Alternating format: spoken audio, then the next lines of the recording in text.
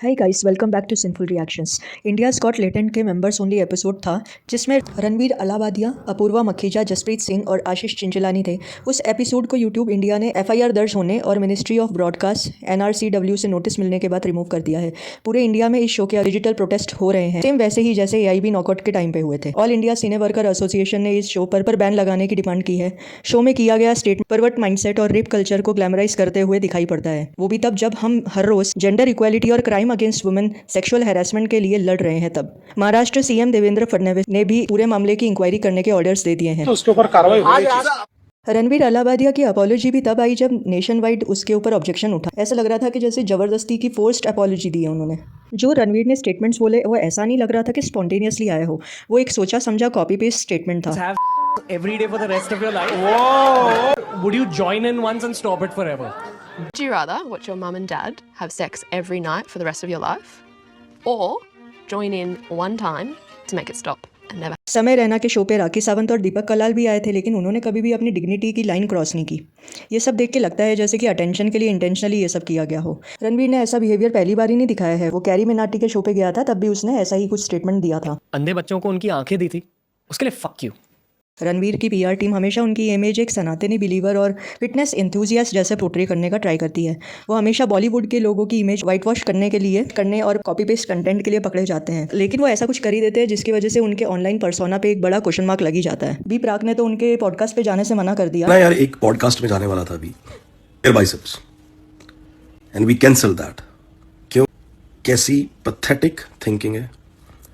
Flying beast ने ये तक कह दिया कि समय रैना यूट्यूब को ही बैन करा के मानेगा। काफी लोगों ने इनके पॉडकास्ट को बैन करने की भी डिमांड की है। मेरे ओपिनियन में जितना रणवीर का स्टेटमेंट गलत है ना, उतना अपूर्वा का भी स्टेटमेंट गलत है, और वो भी हाईलाइट होना चाहिए मीडिया में। जस्ट बिकॉज कि वो एक फीमेल है, she can't get away with it, saying कि ये तो शो का फॉर्मेट है, यहाँ पे तो ऐसा ही होता है। चाइना में सेंसेशन खत्म हो गई है क्या? कभी वजाइना देखी है वहां से निकलने के बाद लौड़े? उसके स्टेटमेंट शो करते हैं कि उसकी मेंटालिटी कैसी है, और उसके स्टेटमेंट को रोकने के बजाय सारे जितने भी पैनलिस्ट थे वो उसके स्टेटमेंट को सुन के तालियां मार रहे थे और उसे ऐसे प्रेस कर रहे थे जैसे कि उसने बहुत ही अच्छा स्टेटमेंट फेंका हो। तो इसी से पता चलता है कि इन लोगों की मेंटालिटी क्या है। बस वो ज़्यादा गलत इसलिए नहीं लगती है क्योंकि रणवीर अपने आप को एक सनातनी बिलीवर और बहुत ही स्पिरिचुअल दिखाने की कोशिश करते हैं, जबकि अपूर्वा ऐसी नहीं है। जितनी वो बदतमीज़ है ना, उसके बात करने से ही पता चलता है कि वो रियल लाइफ में भी बदतमीज़ी है। वो कभी शो ऑफ नहीं करती अच्छा बनने का। अगर समय रैना की मैं बात करूँ तो केबीसी के मेकर्स ने समय रैना को शो पर बुलाया था, उस पर भी बहुत सवाल उठ रहे हैं क्योंकि उनका कंटेंट ही इस तरीके का है। ऑब्सीन स्टेटमेंट्स अक्सर उनके शो में मारे ही जाते हैं। उनका एक वॉइस नोट भी काफ़ी वायरल हुआ था। अगर कोई हमारे शो में आके पॉर्न शूट करना चाहता है, अगर आप जानते हो कोई ऐसा हो, प्लीज़ भेजो उनको भाई, बहुत मजा आएगा। माँ कसम भाई, पूरा इंटरनेट फट जाएगा। So that would be epic. And दूसरी बात, मोरालिटी की जो है ना, कॉमेडी का purpose is not to give a moral science lecture. Comedy has no responsibility. Comedy is comedy. See there is a thin line between vulgarity and humour. शायद समय रैना को ये सब समझ में नहीं आ रहा है। अगर उनके हिसाब से अगर कोई भी कॉमेडी कर रहा है तो वो मॉरलिटी नहीं सिखा रहा और उनकी कोई रिस्पॉन्सिबिलिटी नहीं बनती, तो ऐसे में तो फ्यूचर में काफ़ी सारे लोग खड़े हो जाएंगे।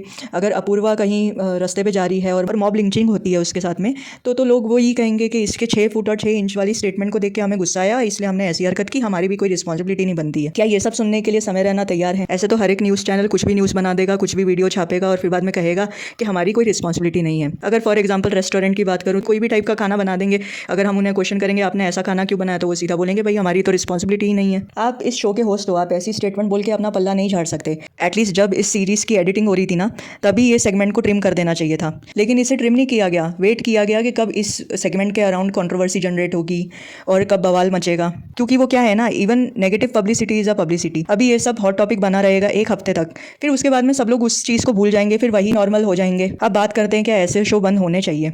मोरालिटी के पॉइंट ऑफ व्यू से देखें तो ऐसे शो बंद होने चाहिए, लेकिन अगर इसको दूसरे पर्सपेक्टिव से देखें ना, तो ये शो बनाया गया था ताकि लोग अपना टैलेंट शो करें। काफ़ी लोग इस शो से अपना करियर रिवाइव कर सकते थे और बहुत ही अच्छा प्लेटफॉर्म साबित हो सकता था ये। बस इसमें ज़रूरत है कुछ रेगुलेशन की और एक लाइन ड्रॉ करने की कि किस लेवल तक ह्यूमर टॉलरेबल है और क्या क्या चीज़ें फिल्टर आउट करनी ज़रूरी है। Digital platform is a open platform जिसको हर कोई एक्सेस कर सकता है ईजिली, इसलिए यूथ में और बच्चों में कुछ गलत इन्फ्लुएंस ना हो जाए, इसलिए रेगुलेट करना बहुत ज़्यादा ज़रूरी है। जैसे कि OTT प्लेटफॉर्म जैसे कि नेटफ्लिक्स, उल्लू या जितने भी OTT प्लेटफॉर्म्स हैं, उन सब में ड्रग एब्यूज़ और वर्बल एब्यूज़ को काफ़ी ग्लैमराइज करके दिखाया जाता है।